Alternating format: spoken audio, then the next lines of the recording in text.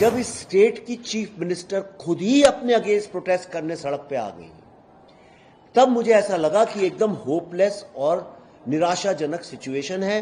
वो ऐसे ही है जैसे कि पुलिस सड़क पे चोरों के अगेंस्ट प्रोटेस्ट करने आ जाए। जो यहाँ चीफ मिनिस्टर थे सोहरावर्दी, उनने जो यहाँ का अंडरवर्ल्ड था, माफिया था, क्रिमिनल्स थे जो बंदूक रखते थे, जो लोग बेसिकली ड्रगिस्ट, रेपिस्ट, जेब कतरे थे, उन लोगों के हवाले पूरा का पूरा प्रोजेक्ट दिया था कि किस तरह लोगों को मारना है। जितने भी ये पॉलिटिकल पार्टी के ऑफिसेज हैं छोटे छोटे डिस्ट्रिक्ट्स में, गांव में, तहसीलों में, ये सारे के सारे क्रिमिनल एक्टिविटी यहां से ऑपरेट होती हैं। मेरा सिर्फ एक ही मांग है कि ये पूरा का पूरा सिस्टम जो बंगाल का है पॉलिटिक्स का, चेंज होना चाहिए। बंगाल फाइनेंशियल कैपिटल हुआ करता था इंडिया का, लेकिन आज 75 साल में हमने क्या खोया है इसके बारे में कोई बात नहीं करता है। जैसे एक जमीन जो जहां पे बहुत जमीन उपजाऊ होती है वो बंजर हो जाए, कल को अगर पंजाब की जमीन में गेहूं उगना बंद हो जाए तो सोचिए कैसा लगेगा। आज अगर यहां पे ऐसा हो रहा है तो ये बहुत दुख की बात है। रेप, सेक्सुअल क्राइम और वायलेंस अगेंस्ट विमेन ऐसा नहीं है कि सिर्फ बंगाल का प्रॉब्लम है, ये पूरे इंडिया का प्रॉब्लम है।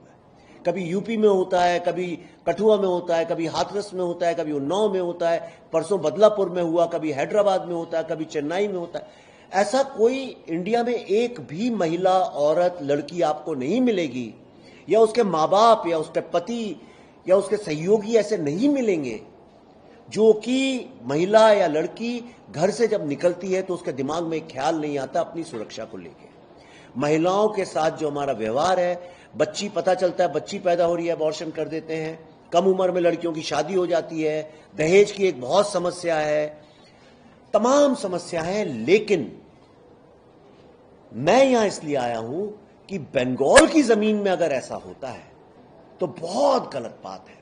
वो ऐसे ही है जैसे कि एक कल्चरल, सोशल, पॉलिटिकल लीडर है, वही ऐसी हरकत करने लगे। मैं रुका रहा जब यहां के डायरेक्टर को, आरजी कॉर्प के डायरेक्टर को ट्रांसफर कर दिया गया बाइज्जत। मुझे बहुत बुरा लगा, मैं रुका रहा। उसके बाद जब मां बाप को बोल दिया सुसाइड केस है, मैं रुका रहा। जब उनने एफआईआर लेट की, मैं रुका रहा। लेकिन जब इस स्टेट की चीफ मिनिस्टर खुद ही अपने अगेंस्ट प्रोटेस्ट करने सड़क पे आ गई, तब मुझे ऐसा लगा कि एकदम होपलेस और निराशाजनक सिचुएशन है।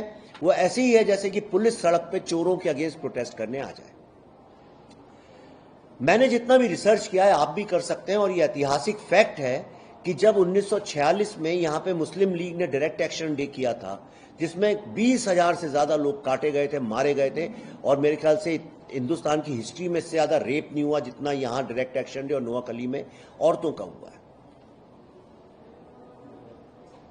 उसके बाद, और ये हुआ कैसे, जो यहाँ चीफ मिनिस्टर थे सोहरावर्दी, उनने जो यहाँ का अंडरवर्ल्ड था, माफिया था, क्रिमिनल्स थे जो बंदूक रखते थे, जो लोग बेसिकली ड्रगिस्ट, रेपिस्ट, जेब कतरे थे, उन लोगों के हवाले पूरा का पूरा प्रोजेक्ट दिया था कि किस तरह लोगों को मारना है। और वहां से जो अंडरवर्ल्ड था वो पॉलिटिक्स के साथ जुड़ा, एक पॉलिटिकल नेक्सस बना, और अंडरवर्ल्ड जो है वो पॉलिटिक्स में एक बहुत इंपॉर्टेंट पार्ट बन गया। यही अंडरवर्ल्ड जो गुंडे, बेसिकली गुंडे लोग जो होते हैं, यही गुंडे, चोर, चक्के, मवालिया जो थे वो पाकिस्तान तो गए नहीं। कहां गए ये लोग?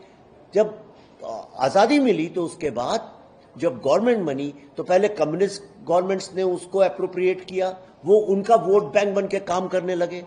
फिर वो दो पार्ट में टूटा, स्टूडेंट्स नक्सलिज्म में चले गए, और इधर जो था ये जो इलेक्टोरल वोट बैंक है उसको कंसोलिडेट करने का काम इन लोगों ने किया। उसके बाद जब कम्युनिस्ट हट गए, कांग्रेस आ गई, तो ये सारा का सारा जो माफिया था, पॉलिटिकल माफिया, ये उनके साथ आ गया।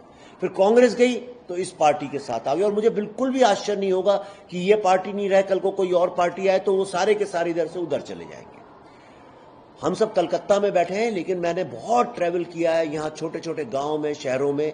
मैं आपको अपने एक्सपीरियंस से बता रहा हूं, और मुझे कोई शर्म और डर नहीं है ये कहने में, ये सत्य है कि जितने भी ये पॉलिटिकल पार्टी के ऑफिसेज हैं छोटे छोटे डिस्ट्रिक्ट्स में, गांव में, तहसीलों में, ये सारे के सारे क्रिमिनल एक्टिविटी यहां से ऑपरेट होती हैं। यहां पे sexual exploitation, violence against women, ये काम होता है, क्योंकि सेक्सुअल वायलेंस जो है औरतों के अगेंस्ट, क्राइम अगेंस्ट विमेन, उससे पूरी सोसाइटी डीमोरलाइज होती है, फैमिलीज डीमोरलाइज होती हैं, और अपने वोट बैंक में किसी और को कंसोलिडेट करने के लिए ये सबसे स्मूथ और सेफ तरीका यहां पे माना जाता है। अब मुझे लगता है वक्त आ गया है कि अब देखिए बाकी स्टेट्स में इलेक्टोरल वायलेंस भी बंद हो गई है, ये sexual violence for political reason भी बंद हो गई है, बंगाल में अभी भी चल रहा है।